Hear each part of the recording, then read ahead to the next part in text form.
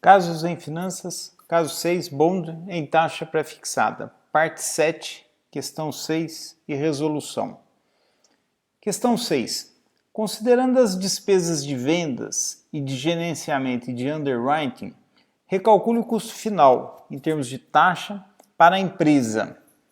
Analise das taxas descritas no capítulo Subscription and Sale, página 79, o anexo 1, considere 50 mil de despesas fixas, ou seja, além das taxas que estão lá descritas, você vai considerar, hipoteticamente, 50 mil de despesas fixas.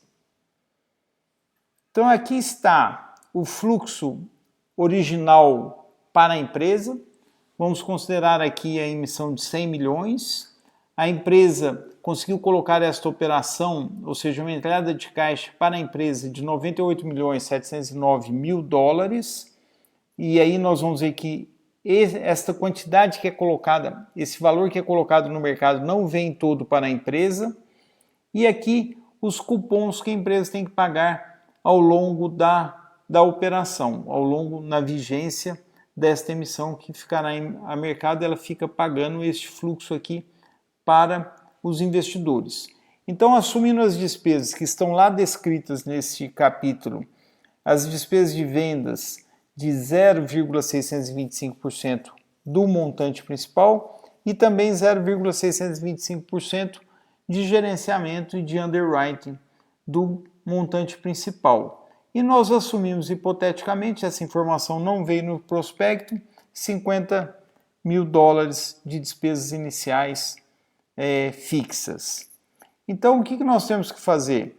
Nós temos que calcular essas despesas e abater deste valor, porque isso aqui é o que os investidores pagam e a empresa paga isso para os bancos envolvidos na operação, bancos, advogados, consultores, auditores, etc. Então, nós temos aqui o seguinte, olha, 0,625% de 100 milhões de despesas de venda, 625 mil dólares, assim como as outras também 625 mil dólares e mais 50 mil dólares. Então, nós temos os investidores pagando 98.709.000 dólares e a empresa recebendo isto, menos as deduções das despesas. Ela receberá 97.409.000 dólares líquidos destas despesas. Aí o que nós fazemos? Nós recalculamos essa taxa interna de retorno. Atenção, essa taxa interna de retorno é o custo efetivo desta operação para a empresa, agora com as despesas consideradas, ou seja, este financiamento está custando para a empresa 4,99% ao semestre, e se nós formos para o conceito de yield, é este 4,99 vezes 2. Então, aqui está o cálculo do custo desta operação para a empresa.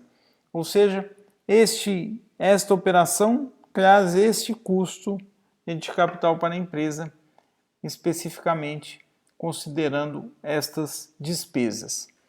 Na HP, nós temos um novo PV, que eu estou usando o menu PV-FV. Então, nós temos não mais este valor o preço de emissão na entrada, no PV. Nós temos o que? Nós temos o 97,409 calculado aqui.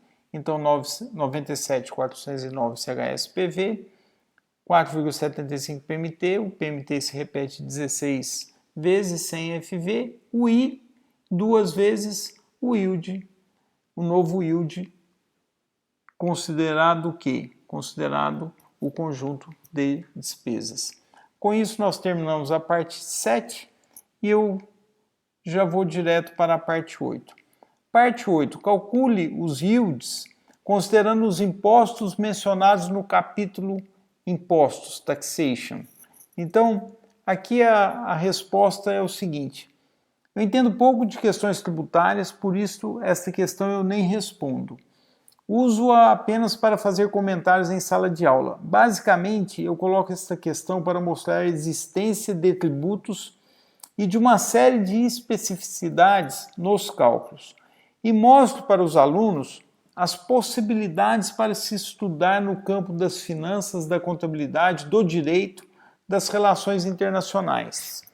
Trata-se de uma questão apenas para mostrar a existência e despertar a curiosidade. Se eu fosse resolver esta questão, por conta do meu entendimento da Carta Circular 2372, de 16 de junho de 1993, eu faria considerando a alíquota de 25% para o caso de exercício da opção, ou seja, eu consideraria uma alíquota de imposto de renda sobre o fluxo de juros de 25% para o caso de exercício da opção, ou seja, para calcular aquele yield até o exercício da opção, e não consideraria imposto de renda, ou seja, eu consideraria 100% de redução para o caso de o título chegar até o vencimento original.